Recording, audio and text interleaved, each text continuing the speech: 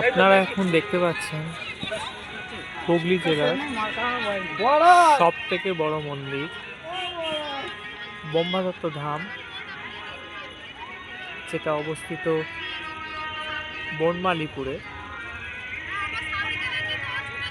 দেখুন, বনমালীপুর ব্রহ্মদত্ত ধাম।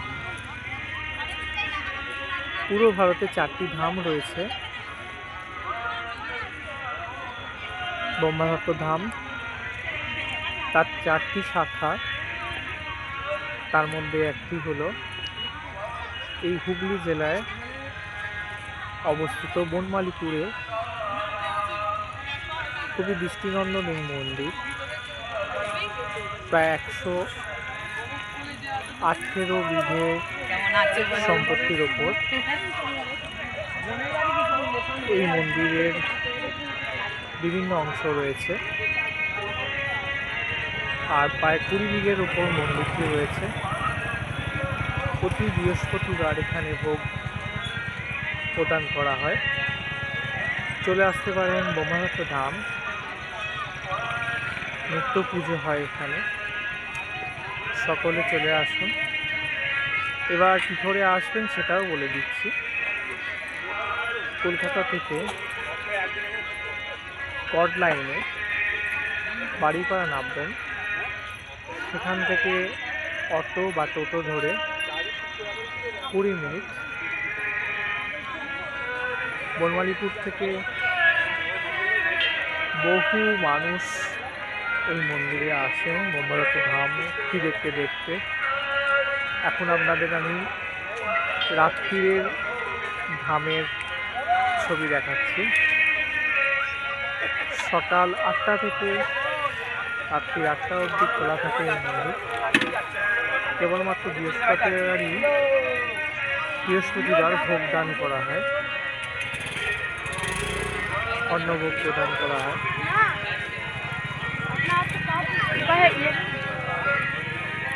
খুব শীঘ্রই বিভিন্ন অনুষ্ঠানের ব্যবস্থা রয়েছে এখানে।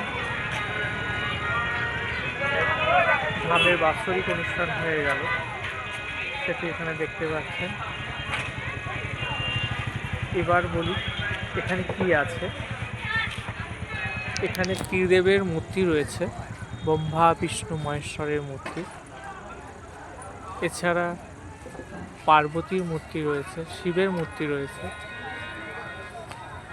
নন্দী মহারাজের রয়েছে, কপিল মুনির মূর্তি রয়েছে এবং গণেশের মূর্তি রয়েছে।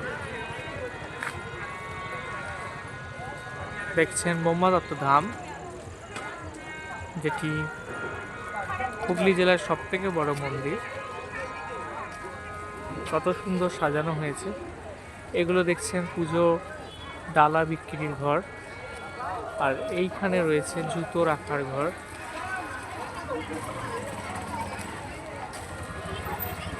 এই যে মেন রাস্তা, এই রাস্তা দিয়ে প্রবেশ করতে হয় মন্দির।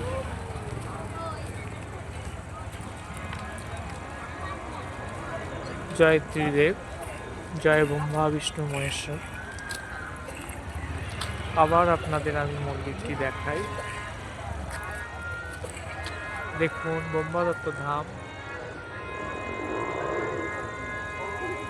এত সাজানো হয়েছে, এর কারণ কদিন আগে এখানে বাৎসরিক অনুষ্ঠান হয়ে গেল মন্দিরে, খুব ধুমধাম করে।